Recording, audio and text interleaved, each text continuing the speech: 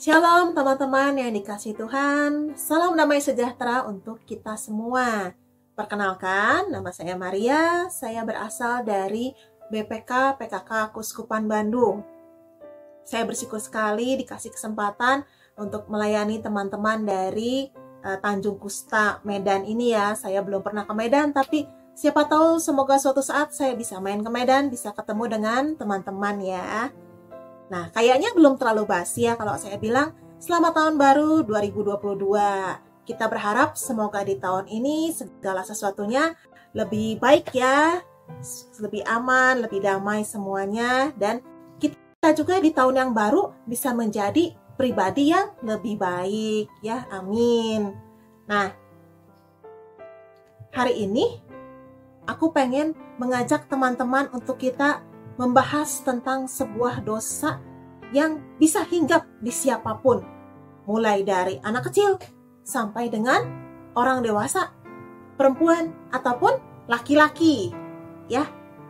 Nah, kalau misalkan tahun 2022 ini kita pengen punya hidup yang lebih berkualitas, hidup yang lebih baik, yang juga yang pastinya lebih berkenan di hadapan Tuhan, kita mesti sama-sama berjuang untuk tidak jatuh ke dosa yang satu ini.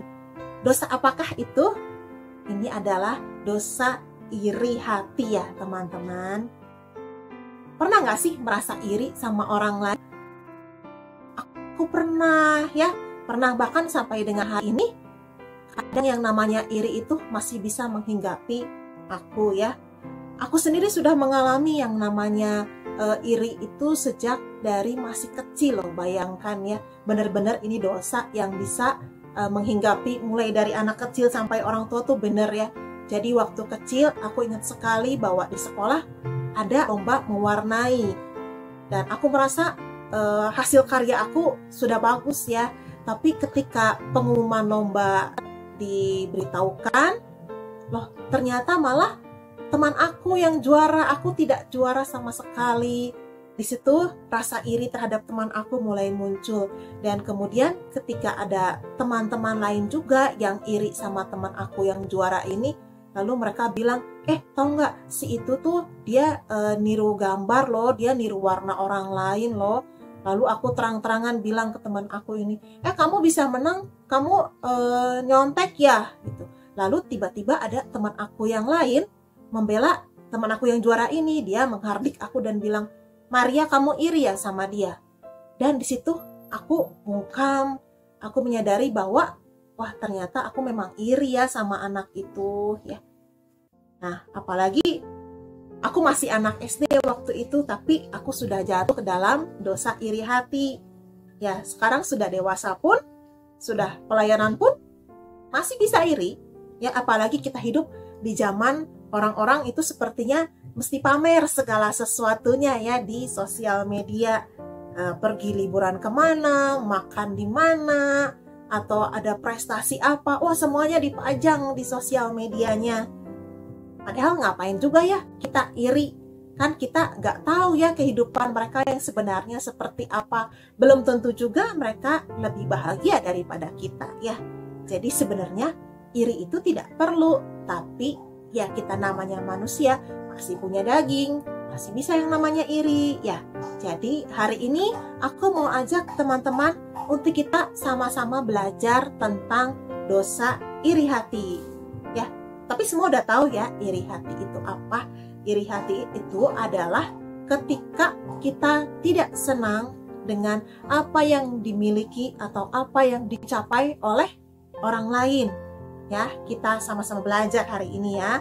Aku bawakan sharing ini bukan berarti aku lebih baik dari teman-teman ya. Kita di sini sama-sama belajar. Oke, kita mulai ya. Nah, karena iri hati, orang lain bisa celaka. Bukan hanya di hari-hari ini, tapi bahkan dari zaman dulu ada loh kejadiannya ya. Beberapa tokoh Alkitab pun mengalaminya. Nah, teman-teman tahu nggak sih bahwa kalau misalkan kita iri hati, itu bisa mencelakakan orang lain. Bukan cuma tidak baik untuk diri kita, tapi itu juga bisa buruk untuk orang lain ya. Nah, beberapa tokoh Alkitab pun sudah mengalaminya. Yuk, kita bahas sama-sama ya. Yang pertama nih, ada di kitab Kejadian. Cerita tentang Kain dan Habel. Kain dan Habel ini adalah kakak adik dan mereka adalah anaknya Adam dan Hawa. Nah, dikisahkan Kain itu merasa iri kepada Habel karena Allah menerima persembahan Habel dan menolak persembahannya Kain. Wah, Kain jadi merasa iri hati, hatinya panas. Lalu karena dia panas hati, akhirnya dia membunuh adiknya ya. Karena iri hati, Habel menjadi korban. Kalau teman-teman mau baca kisah lengkapnya, bisa lihat di Alkitab di Kejadian 4 ayat 1 sampai 16. Yang berikutnya ada lagi nih. Ada Yusuf dengan kakak-kakaknya. Yusuf ini adalah anaknya Yakub ya. Yusuf ini menjadi anak kesayangan Yakub. Nah, melihat adik mereka itu lebih disayang sama papahnya, kakak-kakaknya menjadi iri hati. Saking iri hatinya, kakak-kakaknya Yusuf ini lalu bersekongkol untuk mencelakakan Yusuf. Akhirnya Yusuf dijual ke Mesir dan Yusuf menjadi budak di Mesir. Nah, kasihan ya Yusuf ya, karena kakak-kakaknya iri sama dia, akhirnya dia jadi menderita ya.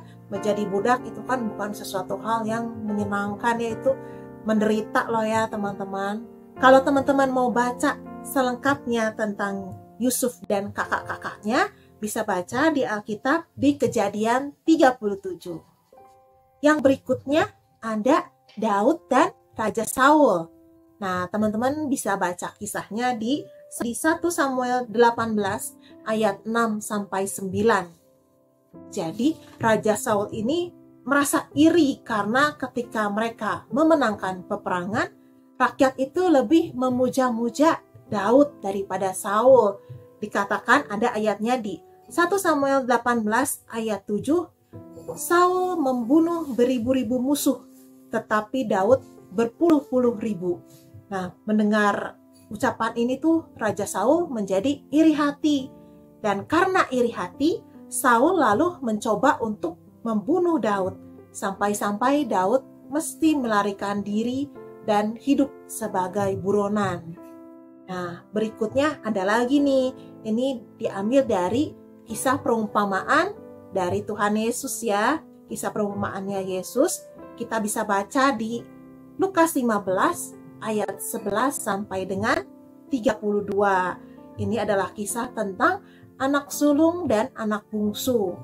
Ya, anak bungsu ini dikisahkan durhaka, dia meminta bagian warisan dari ayahnya, lalu dia pergi ke negeri yang jauh, dia memboroskan harta warisannya sampai dia jatuh miskin, lalu si anak bungsu menyesal dan dia memutuskan untuk kembali kepada ayahnya. Nah, ketika si anak bungsu yang durhaka ini sudah kembali ke rumah, anak sulung justru tidak merasa gembira. Ya, si sulung justru malah ngambek karena ayah mereka membuat pesta untuk merayakan kepulangan adiknya. Ya, si sulung merasa iri sama si bungsu. Jadi kita bisa melihat sampai hari ini pun ya teman-teman, terkadang tidak mudah untuk melihat orang lain sukses, orang lain dicintai, orang lain dikasihi, orang lain lebih hebat dari kita. Manusia itu biasanya suka merasa iri karena hal-hal itu ya.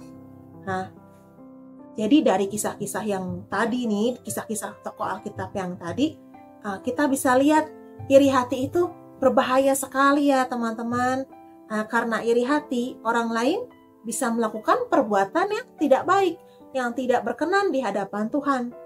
Dan kalau tadi kita lihat, karena iri hati, orang lain bisa mengalami kesulitan. Ya, kita baca yuk sama-sama ayatnya. Kita buka Alkitabnya di Yakobus 3 ayat 16.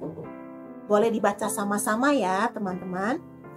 Yakobus 3 ayat 16. Sebab di mana ada iri hati dan mementingkan diri sendiri, di situ ada kekacauan dan segala macam perbuatan jahat. Ya.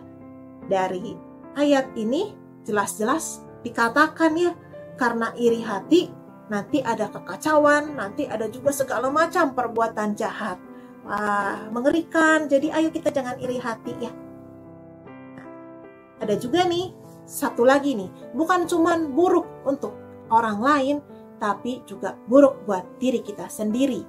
Kita buka ayatnya sama-sama di Galatia 5 ayat 19 sampai 21. Boleh buka ya Alkitabnya, Galatia 5 ayat 19 sampai 21. Oke. Kita baca sama-sama ya. Perbuatan daging telah nyata, yaitu percabulan, kecemaran, hawa nafsu, penyembahan berhala, sihir, perseteruan, perselisihan, iri hati, amarah, kepentingan diri sendiri, percideraan, roh pemecah, kedengkian, kemabukan, pesta pora, dan sebagainya. Terhadap semuanya itu, kuperingatkan kamu, seperti yang telah kubuat dahulu, bahwa barang siapa melakukan hal-hal yang demikian, ia tidak akan mendapat bagian dalam kerajaan Allah. Jadi jelas ya, dari ayat ini dikatakan bahwa kalau kita jatuh dalam dosa iri hati, nanti kita tidak bisa mendapat bagian dalam kerajaan Allah. Nggak mau ya, pasti kita semua pengen ya masuk dalam kerajaan Allah. Oke, apa aja sih dampak buruk dari iri hati? Yang pertama nih ya, aku udah bikin beberapa poin, ada 3 poin. Yang pertama, dampak buruk dari iri hati adalah mencuri sukacita kita. Ya, teman-teman yang terkasih, saya punya pengalaman lagi nih tentang iri hati ya. Waktu itu saya sudah bukan anak-anak, saya sudah dewasa, usia saya sudah 20-an.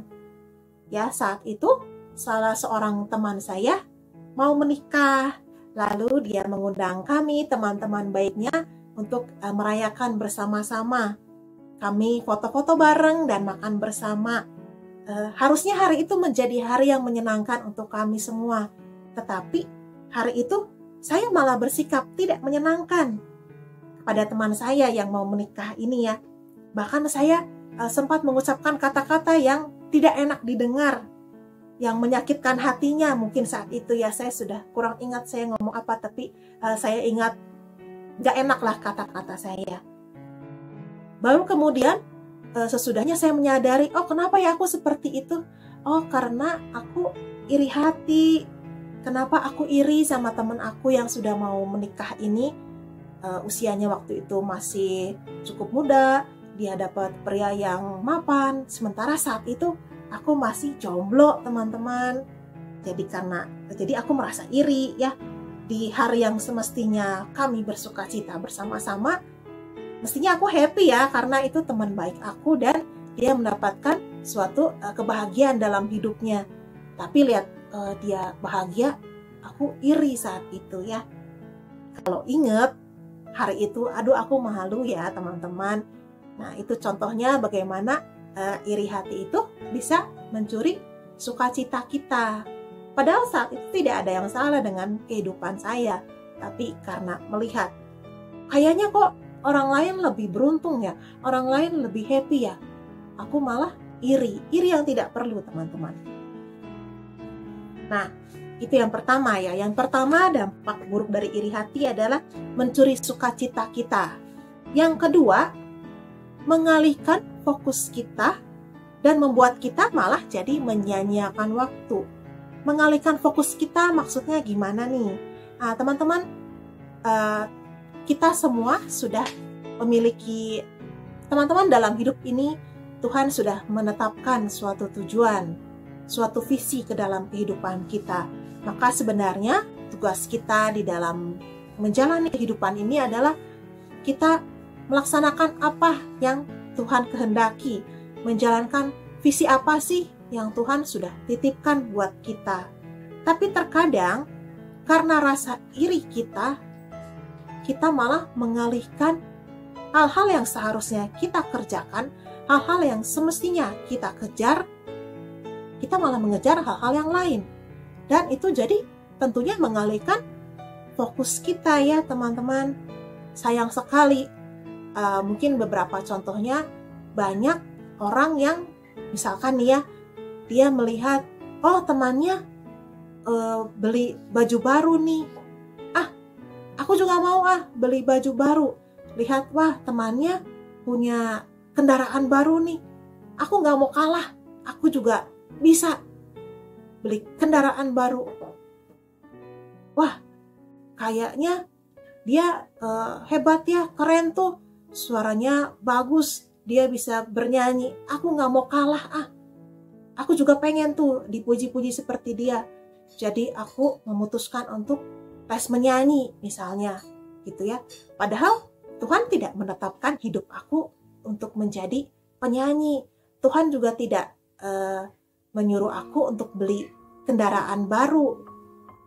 Nah, sayang sekali ya teman-teman, hanya karena perasaan iri, hanya karena hati kita iri, kita jadi membuang-buang waktu kita, membuang-buang apa yang juga mungkin sudah Tuhan tetapkan untuk diri kita, kita jadi melenceng kemana-mana ya.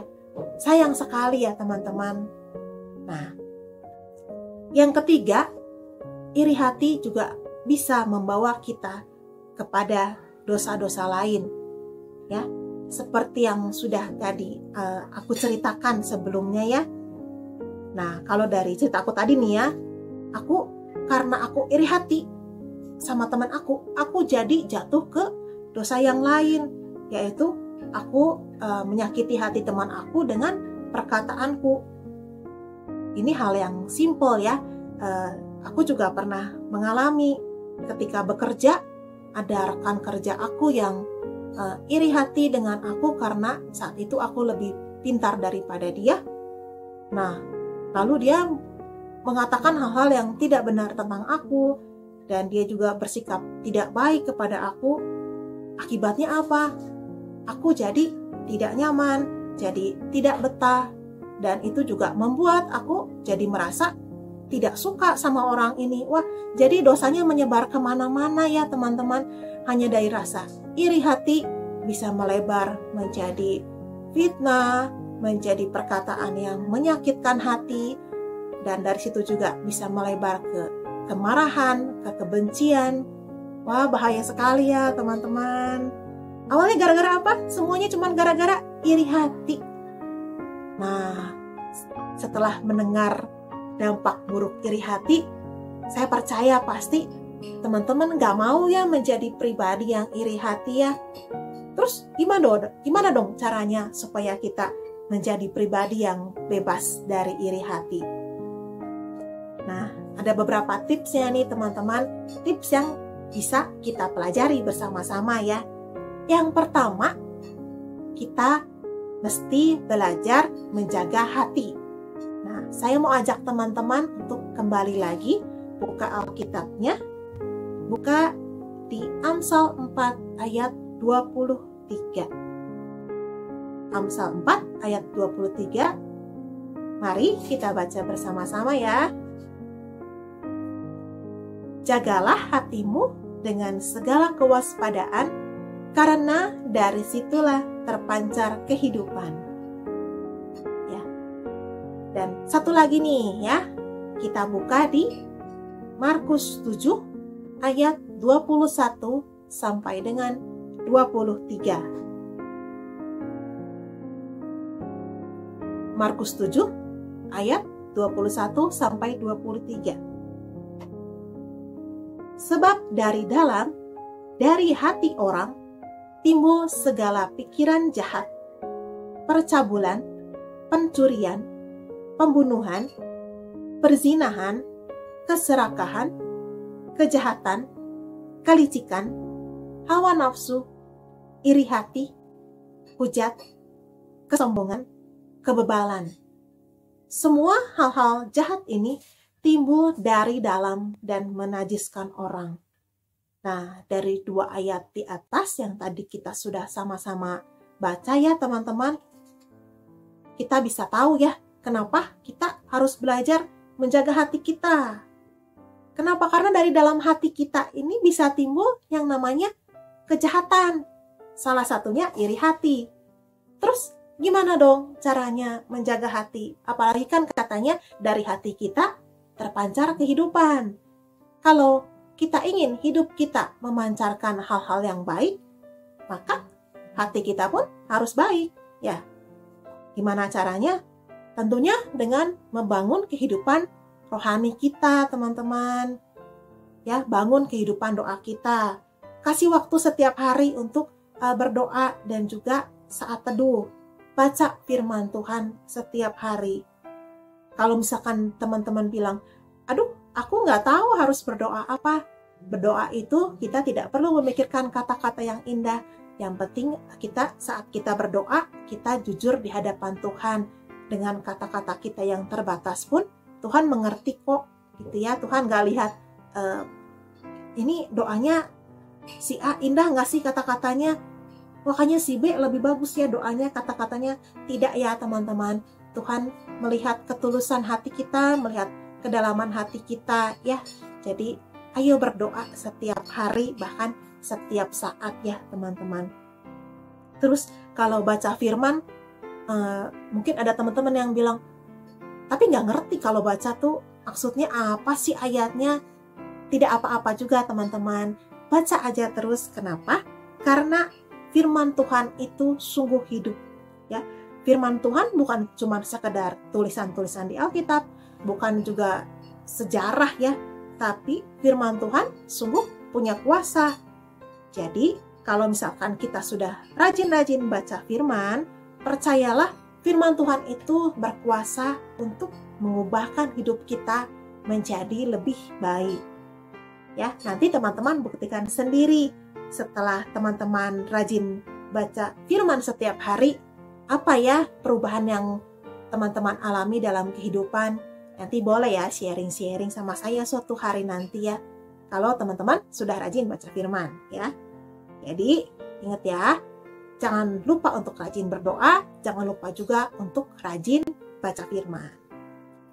Yang pertama, belajar menjaga hati.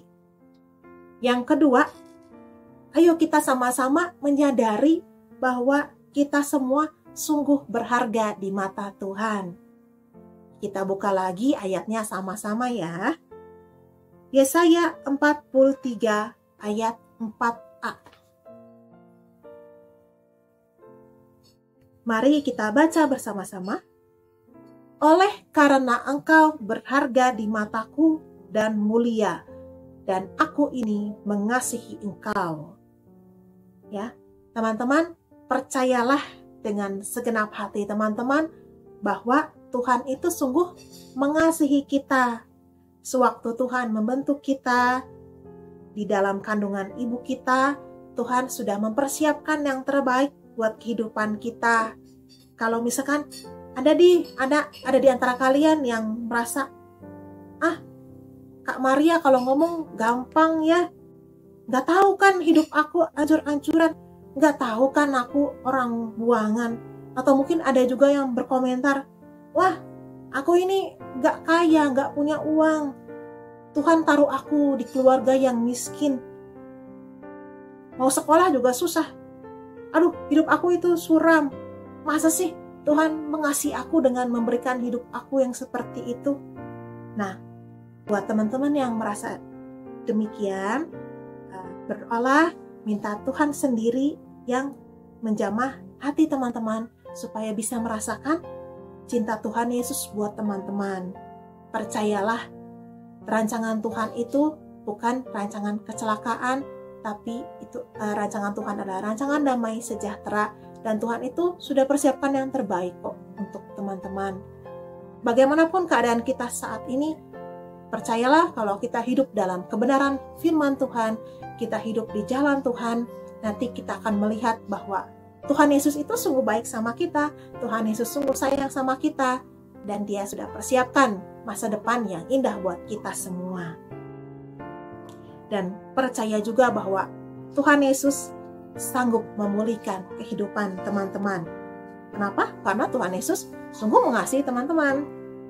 Ya, dunia mungkin menolak kita, dunia mungkin menghakimi kita, dunia mungkin tidak baik sama kita, tapi Tuhan Yesus senantiasa baik sama kita.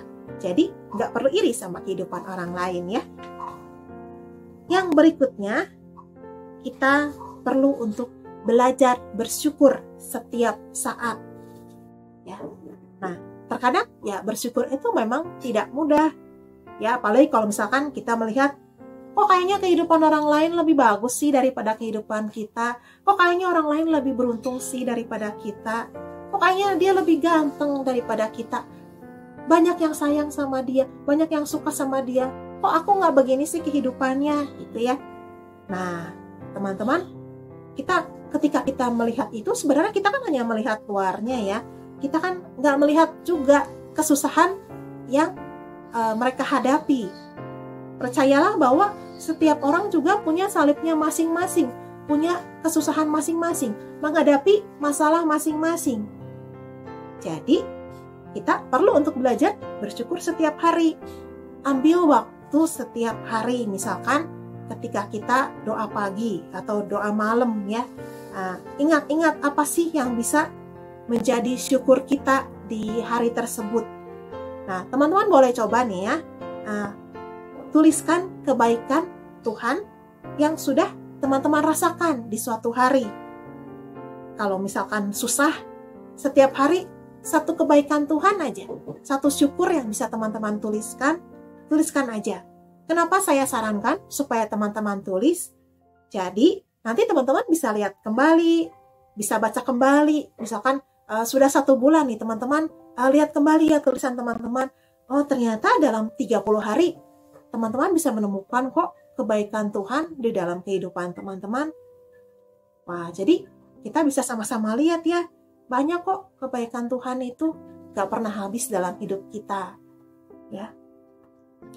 Dan yang keempat, fokuslah kepada diri kita sendiri. Gimana nih maksudnya fokus sama diri kita sendiri? Bukan berarti supaya kita menjadi seseorang yang egois ya, cuman fokusnya itu ke diri sendiri, terus perhatiannya cuma ke diri sendiri, terus. Bukan teman-teman, fokus pada diri sendiri itu maksudnya marilah kita menyadari bahwa Tuhan sudah menetapkan bagian masing-masing untuk anak-anaknya. Ketika Tuhan menciptakan kita, Tuhan sudah membekali kita, sudah memperlengkapi kita dengan talenta. Talenta aku dan talenta teman-teman tidak sama. Talenta teman-teman dengan teman-teman semua juga pasti berbeda-beda ya. Mungkin ada yang talentanya bermain musik, ada yang talentanya di bidang olahraga, ada juga yang talentanya memasak, ada yang talentanya bisa berbicara dengan baik. Itu macam-macam ya. Tugas kita adalah mengembangkan talenta yang sudah secara spesial Tuhan titipkan buat kita. Spesial loh ya teman-teman, aku ingatkan. Ya. Jadi tidak perlu iri juga dengan talenta orang lain. Kenapa? Karena belum tentu talenta yang teman-teman miliki, yang sudah Tuhan berikan untuk teman-teman, dimiliki juga oleh orang lain, ya. Dan jangan lupa, orang lain juga punya beban masing-masing. Ayo kita mulai sekarang kita fokus aja sama talenta kita, fokus aja sama apa sih yang mau kita gapai dalam hidup ini, sama cita-cita kita. Orang lain mah biarin aja, ya. Mereka juga punya masalahnya sendiri. Ingat ya teman-teman. Sebelum ada teman-teman nih yang komentar, ngomong mah gampang ya, jalaninnya kan susah. Ya aku bilang duluan, emang kalau ngomong itu gampang, tapi pelaksanaannya memang perlu usaha seumur hidup kita, ya. Tapi aku mau ingatkan sama teman-teman semua, dan ini pun menjadi pengingat tentunya untuk aku. Jatuh dalam dosa itu biasa teman-teman. Kalau kita jatuh, jangan sampai kita down dan tidak mau bangkit lagi. Nggak apa-apa selama kita masih hidup. Namanya kita masih hidup, pasti sekali-sekali kita jatuh dalam dosa ya. Jatuh dalam dosa itu biasa. Tapi kalau jatuh, ayo buru-buru bangkit ya. Ingat bahwa anak Tuhan bisa jatuh dalam dosa, tapi anak Tuhan gak mau hidup berkubang di dalam dosa ya. Dan Tuhan itu sudah kasih kita yang namanya kehendak bebas ya teman-teman. Jadi pilihan akan kembali kepada diri kita masing-masing. Apakah kita mau memutuskan untuk hidup lebih bahagia dengan kita memutuskan hari ini nih, aku mau ambil komitmen, aku gak mau lagi iri sama kehidupan orang lain. Aku mau ambil komitmen, aku mau lebih banyak berdoa, aku mau lebih banyak baca firman Tuhan, aku mau lebih fokus sama rencana Tuhan buat hidup aku. Aku mau lebih cari tahu nih, Tuhan merencanakan apa sih untuk hidup aku. Itu kembali kepada pilihan kita masing-masing. Tapi tentunya saya berharap teman-teman mau memutuskan untuk hidup yang lebih berkenan di hadapan Tuhan ya. Jadi kita ulangi lagi ya teman-teman. Gimana caranya supaya kita bisa menjadi pribadi yang bebas dari iri hati? Ada 4. Yang pertama, belajar menjaga hati. Yang kedua, menyadari bahwa kita semua sungguh berharga di mata Tuhan. Yang ketiga, belajar bersyukur setiap saat. Dan yang keempat, kita fokus kepada diri kita sendiri ya. Nah, sebelum ada teman-teman yang komentar, kakak ngomong mah gampang, ngelaksanainnya susah. Oh ya iya, aku bilang duluan, ngomong itu memang gampang, tapi untuk pelaksanaannya menjadi PR kita seumur hidup ya teman-teman. Bukan cuma PR teman-teman, PR aku pun juga ya teman-teman. Tapi aku mau ngingetin nih hari ini, yang namanya jatuh dalam dosa itu biasa teman-teman ya. Tapi kalau jatuh, ayo buru-buru bangkit. Jangan malah menjadi down, malah menjadi terpuruk dan semakin mundur dari Tuhan. Enggak ya teman-teman, jangan seperti itu. Kalau kita jatuh dalam dosa, ayo kita buru-buru bangkit, kita semangat lagi. Anak Tuhan bisa jatuh dalam dosa, tapi anak Tuhan tidak mau hidup berkubang dalam dosa. Ya, Tuhan Yesus sudah memberikan kita kehendak bebas, maka pilihan ada di tangan kita masing-masing. Apakah kita mau mulai sekarang, kita mau bangkit, kita mau semangat, kita mau membangun kehidupan kita untuk menjadi pribadi yang lebih berkenan di hadapan Tuhan? Apakah kita mau mulai saat ini kita lebih rajin berdoa, lebih rajin baca firman? Apakah kita juga sudah memutuskan bersama-sama, udah gak mau iri hati lagi, aku cuman mau sekarang aku lebih pilih untuk mengembangkan talenta aku. Nah sekarang sebelum aku menyudahi pembicaraan aku mau berdoa untuk teman-teman ya. Mari saat ini kita mau ambil sikap doa. Dalam nama Bapa dan Putra dan Roh Kudus, amin. Ya Tuhan, Allah Bapa kami yang Maha Kasih, Bapa, hamba-Mu sudah selesai berbicara, tetapi sungguh hamba-Mu percaya bahwa firman-Mu adalah firman yang sungguh hidup, dan firman-Mu akan jatuh ke bagian hati anak-anak-Mu di LP Tanjung Gusta ini, ke bagian hati mereka yang paling subur, dan firman-Mu itu juga akan boleh berbuah di dalam kehidupan mereka. Bapa, saat ini hamba-Mu mau berdoa untuk teman-teman di LP Tanjung Gusta. Engkau yang paling mengerti apa yang mereka hadapi, apa yang mereka alami di dalam kehidupan mereka. Kalau mungkin mereka pernah salah jalan, kalau mungkin mereka terjebak dalam kehidupan yang tidak baik, dan mereka harus menjalani masa-masa di LP ini, Bapa, biar kiranya Engkau yang berikan penghiburan kepada mereka, biar arah Roh Kudus sendiri yang terus menjadi penolong bagi anak-anak di LP Tanjung Gusta ini. Engkau yang berikan sukacita, Engkau yang berikan damai sejahtera, dan juga Engkau yang terus berikan pengharapan di dalam diri setiap mereka. Bapa, sungguh hamba-Mu percaya bahwa Engkau Tuhan Allah yang sungguh mengasihi, dan saat ini hamba-Mu berdoa untuk anak-anak di LP Tanjung Gusta, biar Saat ini juga Engkau yang menjamah hati setiap mereka, Engkau yang penuhi hati mereka dengan kasih-Mu Bapa, agar sungguh mereka boleh rasakan kasih-Mu yang luar biasa di dalam kehidupan mereka.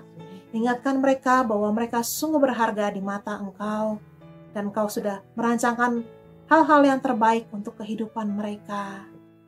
Bapa, terus berkati mereka, terus bimbing mereka, agar hari lepas hari mereka boleh membangun kehidupan doa yang lebih baik, agar hari lepas hari mereka juga boleh menjadi pribadi yang lebih berkenan di hadapan Engkau, pribadi yang juga mau sungguh-sungguh untuk ikut Engkau, setia di dalam jalan Engkau.